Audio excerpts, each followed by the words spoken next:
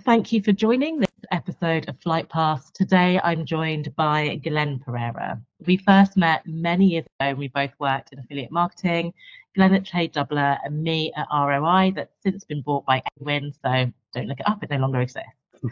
Glenn has gone on to work in product strategy, and whilst he was in that role, he found that he became focused on breaking silos and reorienting product teams to focus on the end user.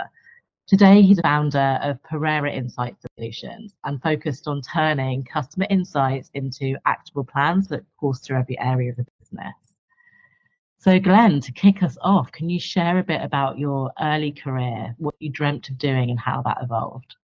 Absolutely. And also thank you for having me part of the series as well. It's kind of a fortuitous how we've kind of reconnected, both building our own businesses. So I kind of fell into this ad tech media industry in 2006 or 2007. So you can kind of, I'm straight after university, so you can kind of gauge maybe how old I am. But I was selling classified ads for a small bunch of local magazines for around 6 months, and I can't say that was my dream job in the slightest, but I was told by enough people, including my family and loads of my close friends, that because of my, I guess, my talkative and, slightly extroverted nature, that, I'd be good at sales. And I believed that.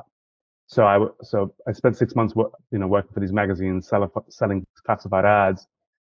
And then I made the move to an ad network and in the digital space. So that was like early 2007. And, like it took me a little longer than I kind of like to, would say, but it was like, I realized that I was really not suited for sales, but it took around 5 years to realize that sales wasn't really for me. Um, and so, for basically around 5 years, I was going from sales to sales jobs, kind of like, really struggling with the pace and also, how to manage my day to day, but also like feeling like, what am I doing? So I would say that's the first 5 years and how I kind of fell into it. But obviously, met a lot of good friends and made a lot of good people and had a good time. And I'm still here doing something different. So that's kind of cool. So that was a starting point. It's really interesting because I think sales is, and I was speaking to somebody yesterday, and what really came out was like the inner game of sales. And sometimes I think you can be outwardly successful in sales, and something about it still doesn't quite tally. And it feels like if you think of zone of excellence, zone of genius, you can be in that zone of excellence and do quite well, but it drains you. Yeah, and I think what I've learned, 15 years on, or like, well, probably throughout my career, I've realized that, having an understanding of how to sell is really, really useful. Because like, whether it's selling something or whether it's um, trying to get, trying to influence the way that a product roadmap is built, or trying to get internal resource, or trying to self promote on LinkedIn, which is a really hard task to do. If you feel a little bit cringy about it, but but the reality is, I think sales is one of those things that it's natural and it's needed in every role, whether you're selling an idea, selling a product, or selling services, or trying to influence a decision. Like you're selling it at the end of the day. So yeah, so I'm to your point about zone of excellence, zone of genius, like, it's a very fine line of between the two, I think. Yeah, and that is that kind of, there's always that need to influence, even if you're not calling it selling. One way or the other. Yeah. When you think about like what inspired you at the start of your journey, what do you think on that was like the driver that inspired you most? Well, I think I'll say hand on heart that the first 5 years of my career, I pretty much spent that time thinking like, if I couldn't make the sales job work and I couldn't succeed at what everyone says I should be good at, then I'd be a failure. I'm going quite deep. Hope that's okay. That's okay.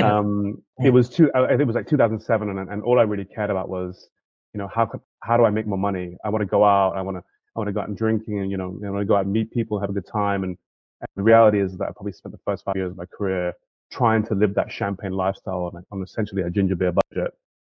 And and yeah, and I wouldn't say that I was inspired to go into ad tech or go into sales. I kind of just fell into it, and I was influenced by very much about people around me were doing, friends who had finished university and gone into agency land, and yeah, it felt like a natural move, but I can't say I really designed it at all. It's probably not what people want to hear, but it's true. I think it's really true. Like, there's an idea that you have to have this linear career that's planned out, and that's pretty much done. And I think we're a similar age. And I shared with you before that I don't think there's many people our age that in primary school wanted to work in digital marketing because it didn't really exist. Like, we Yeah, just sat on being digitally native. absolutely. Yeah. Yeah. To that end, when you look back, what are the standout moments that shaped your career? So yeah, I kicked things off in 2007 when digital, so 2006, 2007. Then it was really probably 2013 when I joined a company at the time. It was called Videology, and at that time, like things are really popping in the video space. That company was like on a real high, and it continued to be on a high for a while. And like what I noticed is that the people were really on point. There was a real culture aspect. And I remember my final interview was with someone very senior, and he said, listen, he goes, I'm the culture guy. And I was like, Mhm. what does that mean? He goes, I got to make sure you're right fit. And there were so many characters and these different styles of operators. And I had a boss who was she was firm but also like really nurturing and entirely hilarious. And then this person who was the culture interviewer, he was very, very senior at the time, and he was an enigma, quite frankly. He was also could come across as fairly intimidating but giving at the same time. He was also ridiculously funny, and he was the type of guy who would basically um, it felt like he was just doing anything and everything he wanted to do at the company. He would come in, sprinkle some magic dust on a project, and go, "Here you go, enjoy." And and the whole time I was like, "Okay, this guy's got carte blanche in terms of." I think he was like the chief strategy officer, something huge like that. But he was like this lone gun who everyone really respected, and you wanted to work on projects with him, but you also wanted to go to the pub with him. And still today, he's that kind of figure as well. And like, it just felt like I was like, okay, how do I emulate that? And I think what I noticed at that company was, and what I think that company taught me was, you know, it was very much, go be you and go be you to the max. Whatever makes you unique and ridiculous, let that flag fly. And I love that because everyone was really, there was a lot of characters at that company. And and yeah, and it was the type of thing that I thought was really quite enjoyable, and it really developed my confidence. And like I turned 30 when I worked at that company. I was like, oh, okay, cool. Like people by people. People are into me because of me. So how do I dial that up when appropriate? So Nice. yeah, so that was a really turning point in my career, I'd say. I feel like it's also like the era of the entrepreneur. So the people that were just coming in that startup world and just making it happen, but almost on someone else's dime. Yeah, yeah, yeah. And I love that entrepreneur term as well. Like I've really only heard more about it in the last couple of years, but like I think you need those kind of lone guns within the company who can kind of work within the status quo, but also break things. And if I always found like there was like a new project that the company was firing up, and it felt like um, the road was fairly unpaved, and they needed someone who can connect the dots and bring things together. Like I always wanted to be that guy that said, listen, like at the time there was like the company were trying to expand into Turkey, and I was one of the like two people that were asked to go do it, and I was like, cool, let's go to Istanbul and meet these publishers with a totally different culture, great food, and great relations that were being built. But it was like I I often like being called upon to be the person who's like, okay, cool, we're gonna do something weird. We need someone who's able to handle weird. And Yeah. so Weird, yeah, unstructured, bring something and yeah, then bake it into process if you can. yeah. I love Yeah, that. I love that. But yeah, I'd say that company, that time, that role, that was a real pivotal time for me. I love that. So Yeah. thinking about that, like what was a decision that you made that scared you, but it paid off? Um. So okay. So I really my career started in sales roles, commercial roles, a bit of account management, partnerships and BD. That type of evolution of relationships, and then um I went from a fairly like sales partnership role and into a product role, and it was a type of thing where someone handed me a brief saying, "Hey, listen, like you already know this company, you know a lot of people there. We've got this role," and it was a director of product management role at a measurement and verification company. and someone said, "Listen, I think it's going to be a right role for you. What do you think?" And I thought, hold on a second, like I've got no business applying for a product management role, and luckily because I knew a number of the people there, and I was actually buying the product at the time, I had some inroads, and so I shaped my CV to speak to the brief, and also, I don't want to say it's like, you're kind of doctoring the truth, but you are positioning yourself in a certain way. Mm. And yeah, then I went for it, and I was being grilled by the chief product officer. I was grilled by a product management VP who was very hard to. He's like, you are too commercial. He's like, you are too client facing.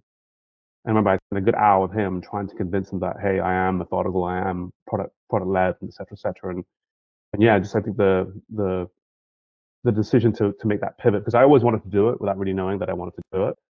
And so yeah, it's one of the things, have the belief and have the mindset, and trying to be comfortable with reorienting yourself to a new way of talking, but also a new function. And yeah, and if I the person who kind of coached me into that role, if she didn't have that talk with me and kind of like, kick me in the butt a little bit, I probably wouldn't have done it. So yeah. What was the pull of project management? Like, why did you even go for that role? What was it that spoke to you rather than saying, no, it's not for me? So I mean, I remember looking at the role that I was in at the time. I was doing a little bit of product marketing, not officially, but when I looked at this that new company, the company was Integral Ad Science. So like with many American companies or American headquartered companies, they have the London-based European headquarters, um, and the teams locally in Europe would be really relying on US resource. So I really liked that they were trying to put someone in a product role or a product influence role in Europe, and I liked that I was going to be the only person out the US doing what I was going to be doing, and that it was entirely cross-functional. You had to go and what I referred to at the time as go beg, borrow, and steal influence and resources. But at the same time, like, how do you get people to agree to want to help you without any real clear upside for them? So I like that aspect of, having to try and, win favors and win influence, and also just, talk people into believing in what you believe in, but Nice. also having the understanding of like, I believe in this because of X, Y, and Z, and I believe it's going to impact the company A, B, and C. And because you and I are cool, I know it's going to help you in 1, 2, and 3. So that's the kind of like the process. And I really like that aspect of like, I'm a lone gun. I'm the only person I'm who's doing what I'm doing, and yeah, it's fun to play that game, and also try and also bring people up with you. Like it wasn't a question of I wanted to win all these. So I managed to influence X, build that. It's like, hold on a second, like product manager over here. Like what's your career aspirations? And it could be something like, oh, I want to be on more panels. Like I'll get you on a panel, but help me build this. So it's like trading favors, but also how does it benefit the company, but how does it benefit the individual? Really enjoyed that. Amazing. So I'm seeing that theme of like making something happen, maybe like being the weird thing that hasn't quite happened yet, and also that thread of influence coming through and making sure that like all ships rise in that process.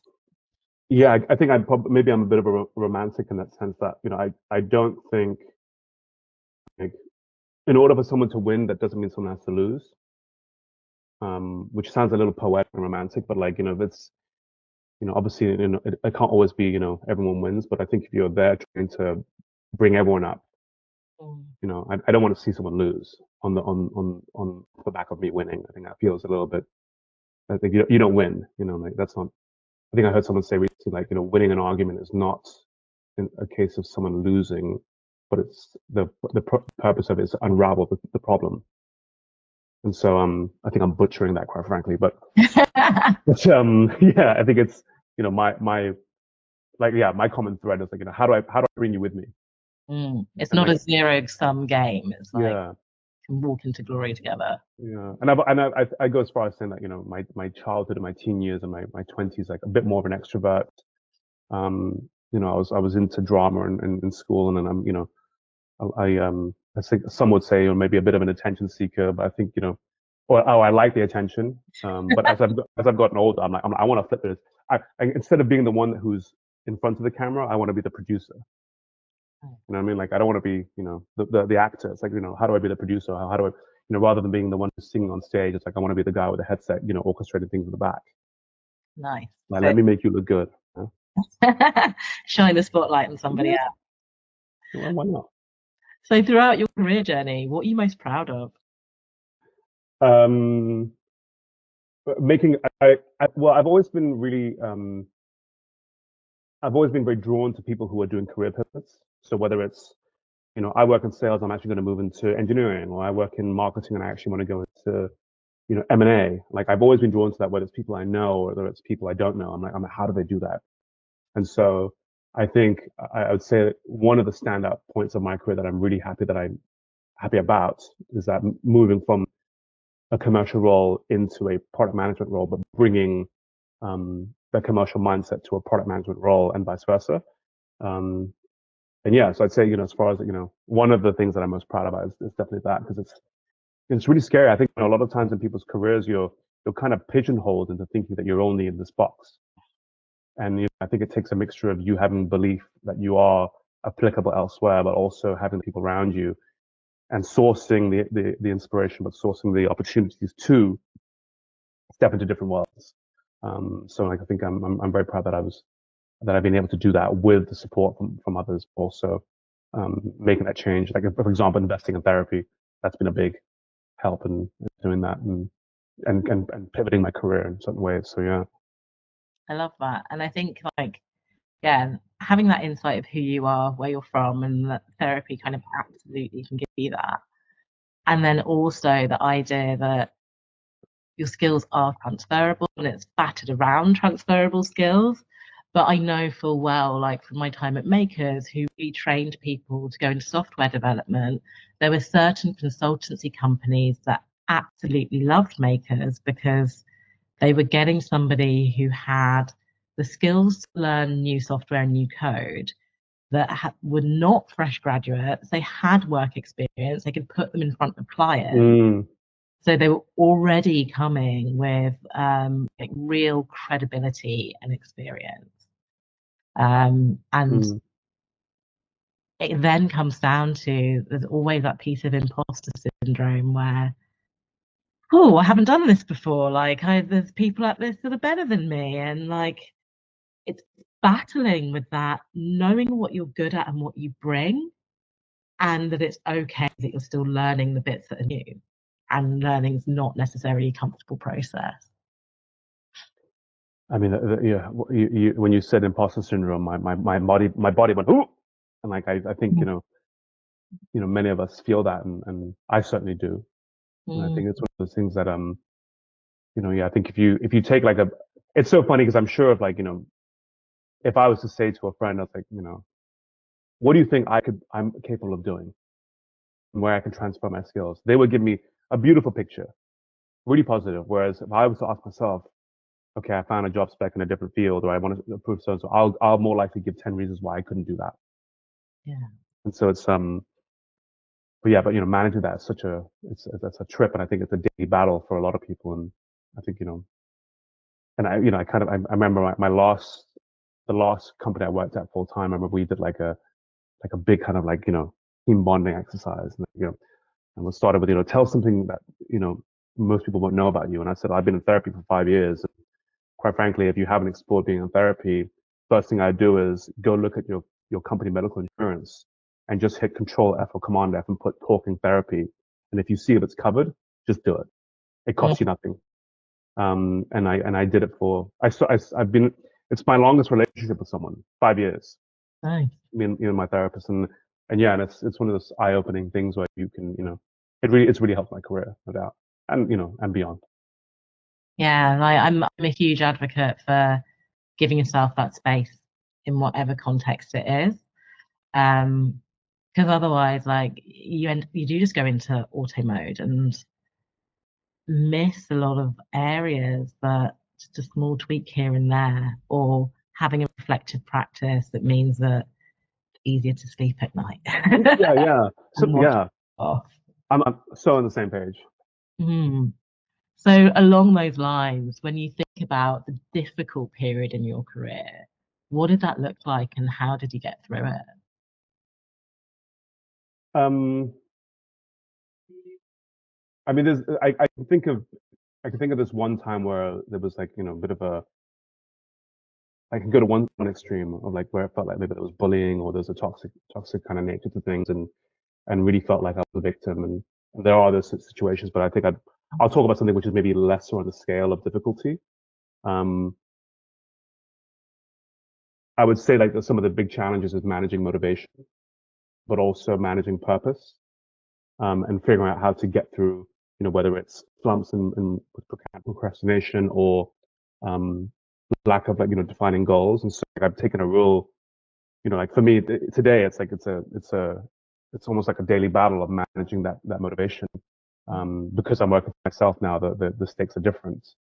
And so I've taken a real kind of like old school methodology to managing my motivation. So on a weekly basis, what are my three overall objectives, and how do those break down into two big initiatives that I need to focus on? And then on a daily basis, I'll review those and go, cool, well, the two most important things I need to do today are this. And then everything I need to do, like I basically, I started doing this probably on, with 11 o'clock now. I did this earlier, but I take pen and paper and I do an hour by hour timetable like a child.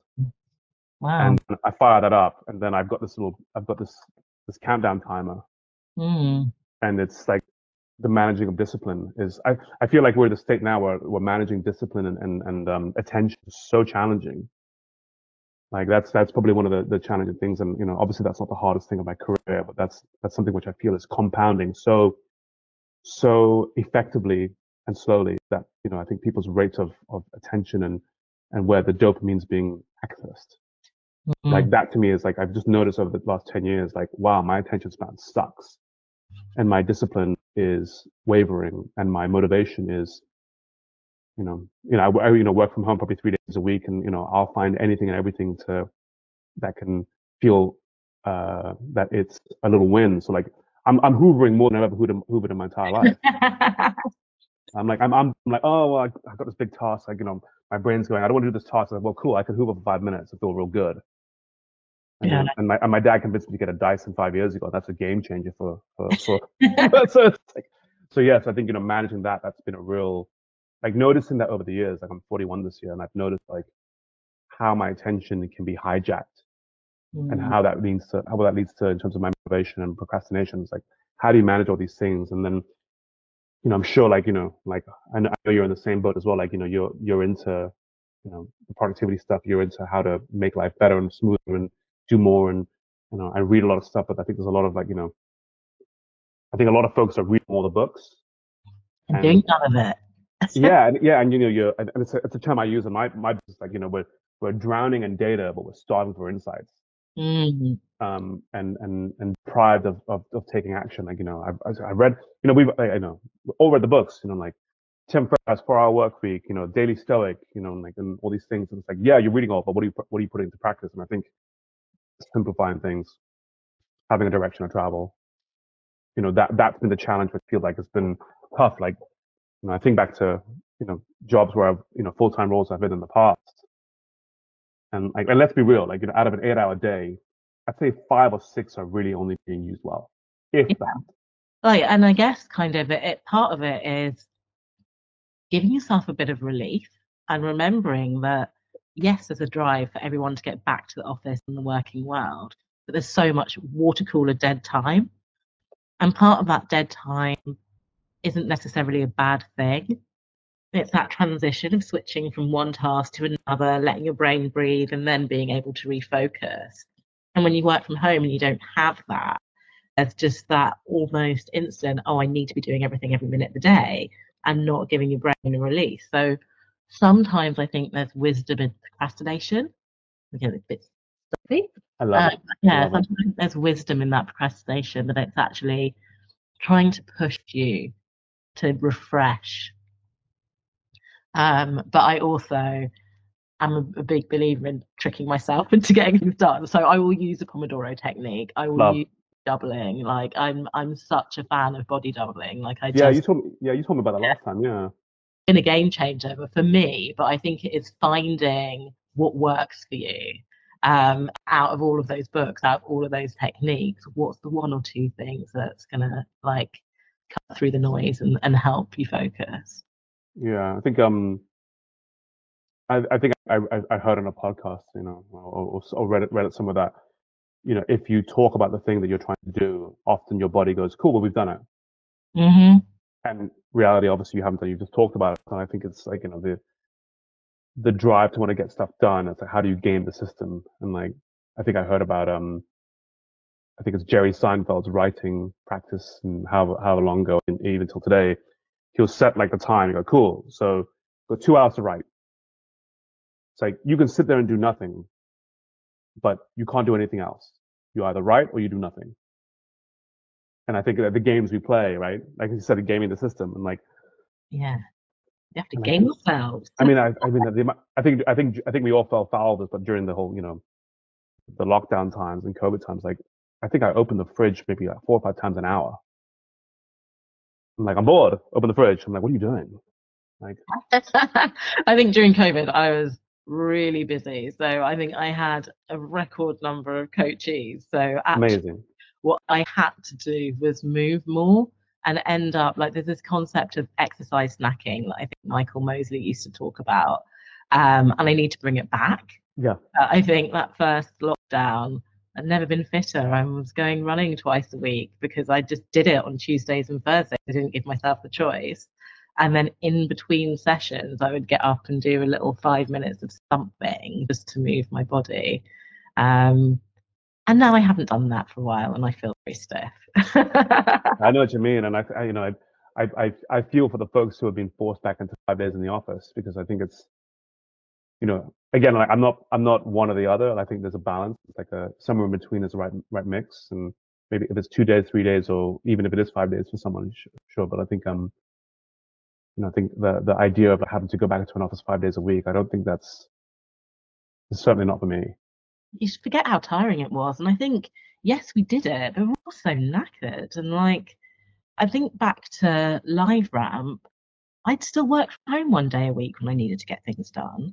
And not only that, but if I did have a meeting that was 7 o'clock in the evening, I'd come home for 3 so that I could make sure I was home, get settled, do a bit of work, and then have my meeting. But with the return back to the office, there's almost that loss of flexibility in treating people like an adult. That's like, actually, if you do have a 7 or 8 o'clock call, maybe go home midday, make sure that you resettled and you're in a decent headspace and not just fresh off the tube before your call. God, I mean, I had a meeting this morning. I went to town and I took a rush hour bus. It was 25 minutes, and let me tell you, got off that bus and I needed 2 minutes of like eyes shut, just like breathing that intensity off. But like, yeah, I'm with you. I think it's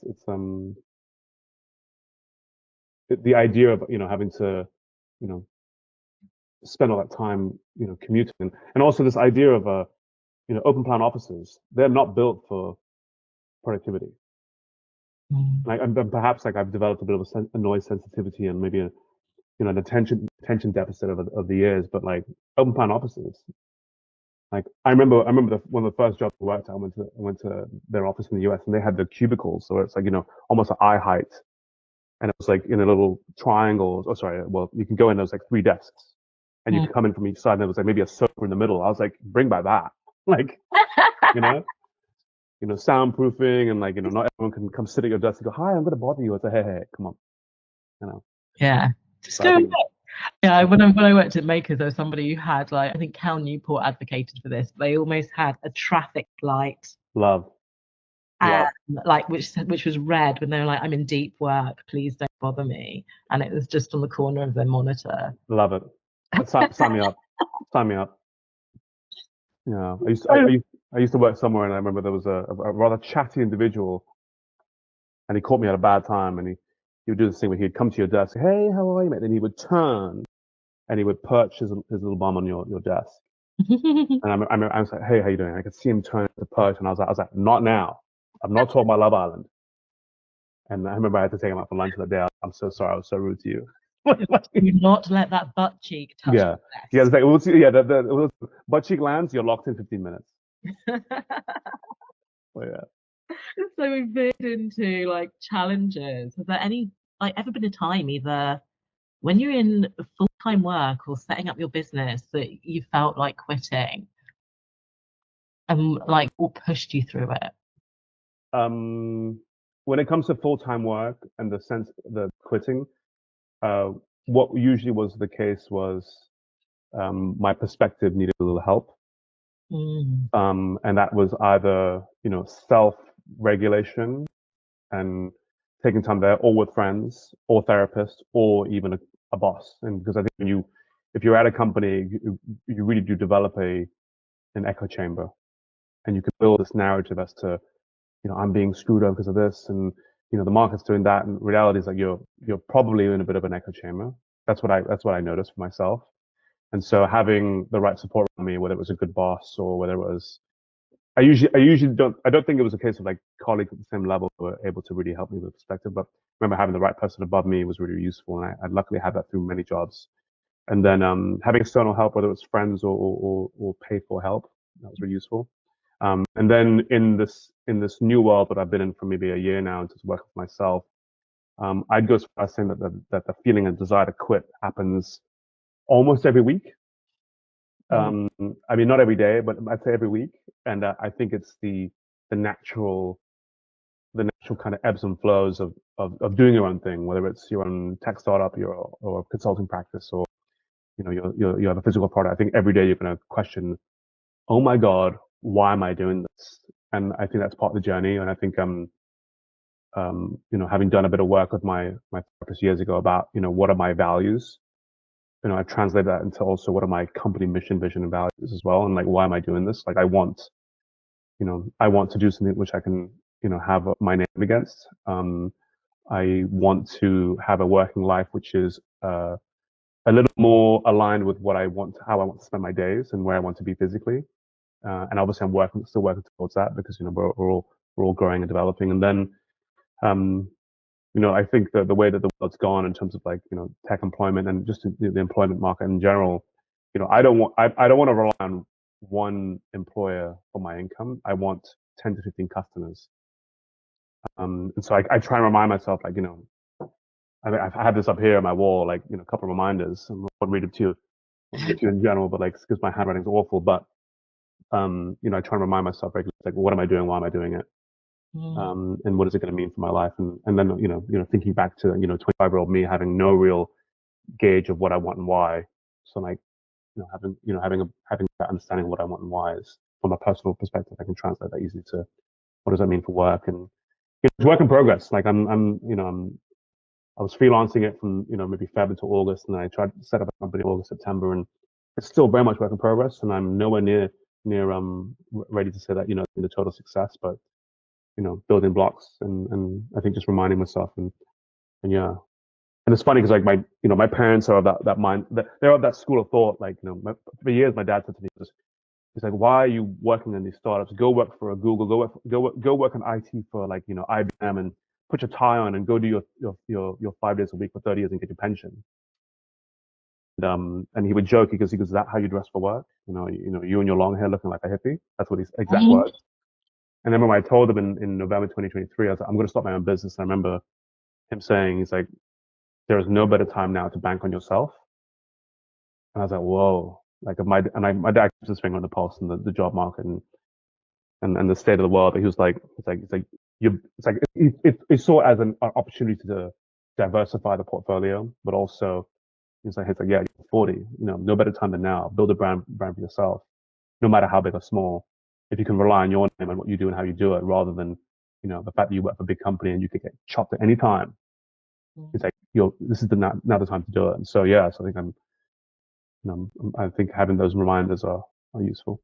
I love that. I actually think it's really profound that there's no better time to bank on yourself, and that, um, and also like how almost our parents' evolution is um is just a bit reassuring sometimes. So I think like even with my mum, if I'd said in my 20s I'm going to go and set this up on my own, she would have been like, "What, are you crazy? Like, you just get a job." It's And now yeah. she's like, no, you should totally be doing this. There's no reason why you shouldn't.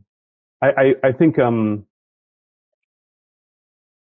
yeah, the way you put it, like it makes me think about how when I told my folks I'm going to do this, my ego said it's like we don't need the validation. But reality is, it's like, of course, like I like, maybe we don't need it, but maybe you don't want it, but part of you does need it and wants it. I remember hearing my parents do this typical thing when I bring a topic to them. They'll be sat there and they'll look at each other and go, "Who wants to talk first?" Right? And and then and I did that. And my dad was like, "No, really," he goes, and just the way he kind of put it, he goes, "It's like considering the way the world's going, considering your age," he goes, "There is no better time now to bank on yourself." I'm like, "Fuck, okay, this is really profound for me." And even today, like they see my LinkedIn, they see my posting, and I gave them my I guess my manifesto, and I gave them my sales pitch, which I tailed down. They're like they get it.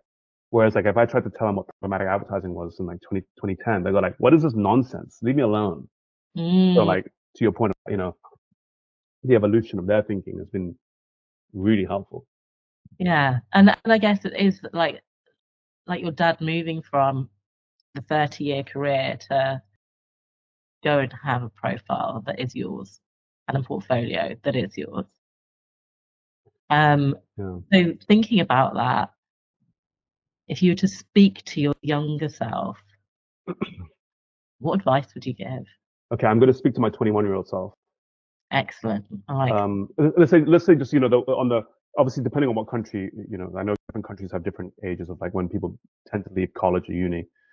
But let's say you're coming to the end of university or you just come out. I'd say um, go spend your 20s being broke. Go try and be okay with the fact that you're going to be broke in your 20s. Go try different things, whatever it is. Try it. Be okay with the idea of being financially lighter, but and let's say being you're broke, but you're rich in experience and variety. Mm, Um, learn how to self promote. Learn how to manage that cringy feeling of feeling like you're overselling. Your network is everything. Cultivate it, work at it. Ask boldly but respectfully. And and I think like the kind of mindset of now that I have is if you have a friend who's starting out their own thing and doing their own company, if they ask for a meeting, accept it, and if you can help, please help because every little bit counts. And that type of thing really comes down round in it comes around in circles, I think. So, but yeah, but 21-year-old self, it's okay to be broke. mm. Private, And private shit. yeah, I love ask boldly and respectfully. Like I think that is something which is overlooked so much. And I think it's the type of thing as well. Like I'm like you and I, we're not selling snake oil, so we're not looking for the one-time deal. Like for Mm, us, it's about long-term recurring relationships and expansion of opportunities and helping one another. So like I feel quite bullish now about when you meet people and you find out what they do and they find out what you do. Put it forward that you'd like to connect with them and talk about this because there's probably an opportunity or there could be, and whether it's a direct opportunity or a bit of feedback they can give you or a door opener or even something to talk about. Like I get a great example was like my one of my neighbors. She's been on mat leave for a while, it's not for a while, for the regular amount of time. And then I remember meeting her and talking to her a couple of times, and she told me how she was starting a new job after her mat leave.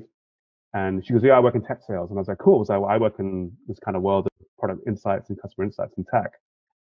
And I gave her like a quick, like 30-second in the list kind of spiel. And we left off with, let's add each other on LinkedIn. nice. And then 3 weeks later, she messaged me on LinkedIn going, "Hey, I've got a problem with this. I think maybe you could help. What do you think?" Lo and behold, we've had a discovery call. I've sent her a proposal, and you never know. Like it really, Mm, she's just new at this company. She wants to know. She wants to look like she's bringing in new ideas and fresh approach. And I'm looking for new business, and so it's like win-win, and it's the type of thing where I think I know this is a bit of a tangent from your question, but like I think if you're starting out your own business, go out there and ask, and don't be afraid to have a tight pitch, which is based on mutual benefit. mm. Um, and there's no harm in saying, "Hey, listen, I'm looking for help in this direction. I'd love if you can help, and if I can help you in certain ways, I'd love to do that beyond the scope of this project." No harm in that. I think there's also the idea of like paying it forward. Like in my view, I don't really think many people wake up in the morning and are like, I really want a coach for my career. Some people do, but it's also the fact of like letting people know what you're doing so they know like in future if the need arises. And then like having those connections. So when it does show up, they think of you. And there's a lot in that, like you're meeting your neighbor in the lift. Yeah, I think yeah, it's like being open and receptive to that good stuff, right? And to your point, like, put it out there. Mm, It may not pay dividend today, but you know, it could just be the game changer of someone going, oh, actually, I know the coach. I spoke to her briefly on at an event, and she had a cool way about her. mm, And it's like, oh, like those small things really, really count. So if you just put yourself out there more often, like, I don't think that's really rocket science, is it? Like, put yourself out there, you'll get some returns. Like, no, but it's still difficult. You still have to remind oh, yourself sometimes. And like so I think we had a catch up, and then I was speaking to somebody who is going to be launching like a marketing agency, and it's like maybe you guys should yeah, connect. I remember, yeah. And it's the type of thing that's like, like learning to manage that cringy feeling of putting yourself out there, Mm, which is funny enough, it's tough in any situation. And I also like so I grew up in Hong Kong. I spent a lot of time in Singapore. Spent a lot of time in Kuala Lumpur, Bangkok, and did London for around 20 years, and like spent a lot of time in New York with work. And obviously culturally speaking, there's different ways of putting yourself out there. And I've noticed that, like, especially in the friends and people I've met in Singapore and Hong Kong and Bangkok, like most people I've met, they've got like a side hustle going, or they want to know what you're doing so they can help you, you could help them, or you could help one of their friends or their family. There's always this kind of mindset. I've noticed that in New York as well. Most people have the desire to want to connect because it could be something. And mm, and and I think maybe it's for a long time over here in London, I thought, you go to a dinner party and you try and hustle business, and they feel like you're trying to hustle business, whereas reality is I'm looking to connect because there could be something. But I've noticed that that's changed over time. But I think having that openness to go, so this is what I do, and here's how I help people. What do you do? Oh, cool. Actually, I know someone who doing that. Maybe you two should speak. And so I think that's definitely changed, and maybe I'm mixing in different circles, and you know chatting with the likes of yourself, and knowing for well that everyone was trying to connect and enable. mm. Because you just never know, right? You just never know. And also, I think it is that first part of connection, like people by people. And in the meantime, it's just nice to have a good connection with somebody. It is. If you were to look at like the technology industry that we've both grown up within, what are the things where you think technology would have made a difference to your career? Um, the networking would obviously is like a huge part. Like, the way you can network professionally and personally with technology today, whether it's Instagram, Facebook, or LinkedIn, or Discord. Like, there's a lot of ways you can put yourself out there in a low touch way or a low investment way and get you know a decent amount of coverage and awareness. And the way you can interact with folks, which is a really nice way of connecting just lightly. I think that would have been really, really useful. Or I would have found that really useful if I was starting out today at the age of whatever 2021. Um, and then there's so many tools, whether it's like Miro or Trello, whether it's Figma. All these tools are just I'm trying to abstain from talking about AI because I know everyone's talking about AI, and I think we're all using AI in some sense. But dear God, if you're right, if you like, I think to the folks who are like, posting stuff which is just a copy and paste from AI, please, like, I want to see your tone come out. I don't want to see the generative AI tone. Anyway, um, yeah, the likes of like Miro. I use Miro a lot. I use other tools as well, whether it's like ClickUp as a project management tool, my CRM. But I think when I think about I think there's a duality as well. It's like I think like the likes of Instagram has been. I would say it's a net negative of my life. I know that's a bit deep. I'm not on it. Good. And I like think I set up an account like way back when because I know that it's a username that I used at uni. and I never posted and never really went on it. I mean, it's yeah, I'd say I'm 41 years old, and I can say that Instagram has a grip on my attention, which is scary. Like I delete it and download it probably 3 to 4 times a week. I try and limit it to maybe 30 minutes, but sometimes I've seen myself on a weekend. I'm like, wow, I've spent 2.5 hours just browsing nonsense. That said, I remember you know, during periods of like using it, posting now and again, like I've actually got business leads from it. Nice. So like I posted something on Instagram, which is just not related to work at all, but someone go, hey, I haven't seen you in a while. What are you up to? I'm like, oh, I'm doing so and so. Oh, we should talk. I'll speak to you on LinkedIn. Like that's the kind of. So I think there's like there's good and bad, and maybe I'm particularly harsh about it this week about how it's potentially for me it's a net negative. But I think there's it's a double-edged sword when it comes to technology advances. But yeah, then there's so many tools these days that people can use, and like Canva, you can create your entire brand kit. The amount of inspiration you can get is huge, and I think maybe designers would be very angry at me saying that and feeling a different way. But there are so many tools out there that can get you in the game and looking like a pretty decent offering. And so yeah, but I think that the networking and learning thing, the amount of learning you can do for free these days, wild. That's crazy. It is absolutely crazy. What would you say has become invaluable in the tech space to the way that you work? What's become invaluable in the tech space? What's become invaluable? I mean, Miro is a very important tool for me because I use it on my client workshops. So when we're doing a virtual, I use that as that whiteboarding tool to be able to manage the planning. So in place of having a big whiteboard and a big old wall where we're doing post-its and stickies, mapping things out, I can obviously use Miro. But yeah, I mentioned this before, but I go as far as saying that this is probably the most important thing for my like a countdown timer. And you get one for your computer as well. You can hit a shortcut for your Mac, and it's like timer 10 minutes and like just focus time. But yeah, it feels a little bit weird, but like this is like because we have so much noise and so many things that it can do, and like you could automate this and automate that and create workflows for this, but like fact of the matter is pen and paper and this like invaluable. I love that.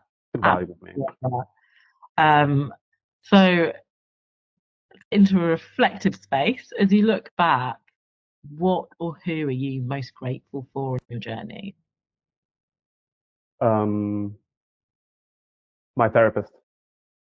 I met her when I was 36, and I'm grateful for her influence and her guidance on my personal and professional life.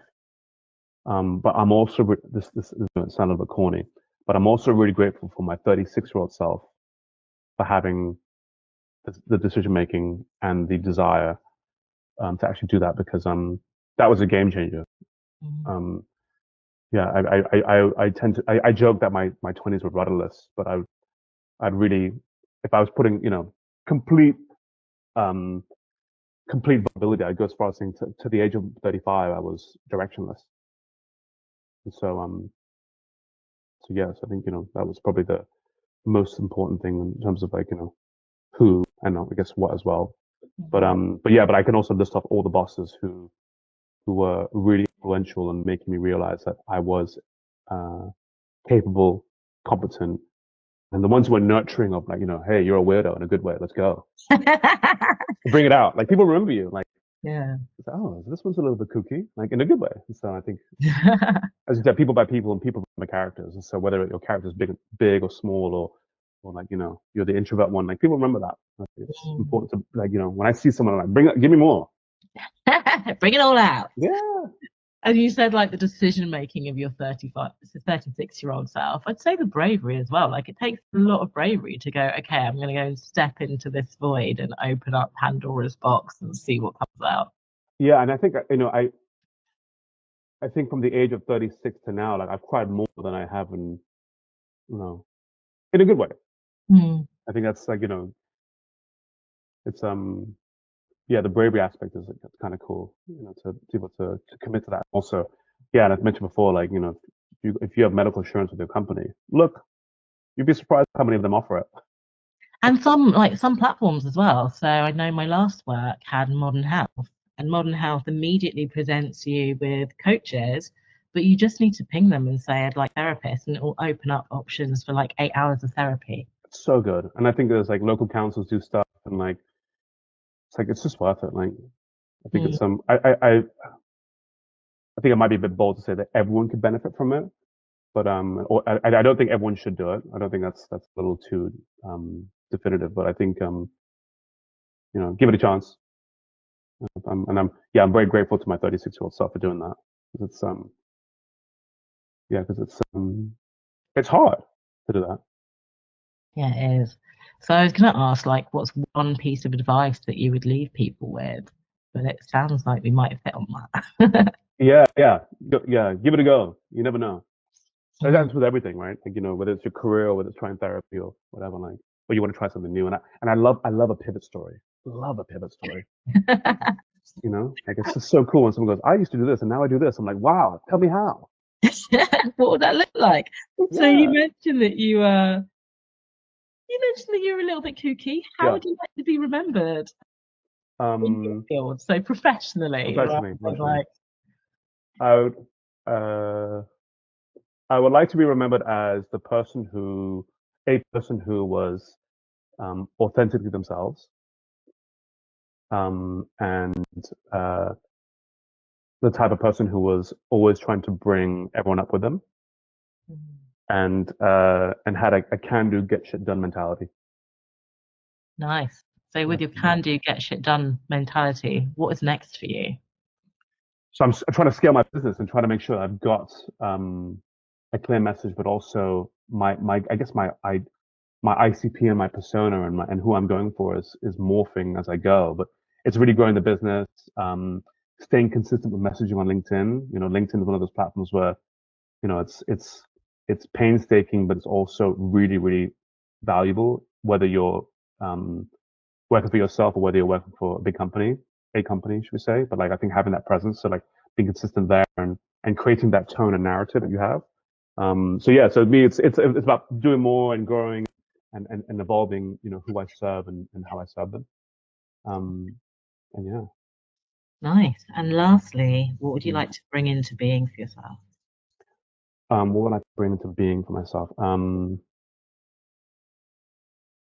I mean, there's a revenue target I'm trying to bring into being. That's one of them. But I go as far as saying that the a key thing I'm trying to focus on is managing my own expectations, of what I expect for myself on a weekly basis, and being having a little more compassion and maybe giving myself a little more grace, because it's tough working for yourself, but it's also highly rewarding. And I think if you're being yourself with a stick too often, like self-flagellation, that's only going to some people are driven by that, but I'm not overly driven by that. So I'm a mixture of carrot and stick. And so, I'd like to be able to give myself a little more compassion and handle my challenges with a little more grace, these internal battles. But lovely question. I think that resonates quite a lot, and it will resonate with a lot of people. But yeah, definitely self-compassion, I think, is an ongoing journey. Mm. So yeah, thank you so much. Is there anything that I have not asked that I should have done?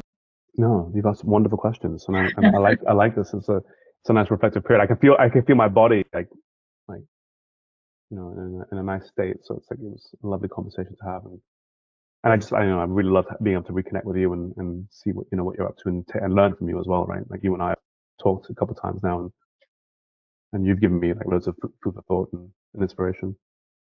Same. So yeah, thank you. It's been an amazing conversation. Thank you so much.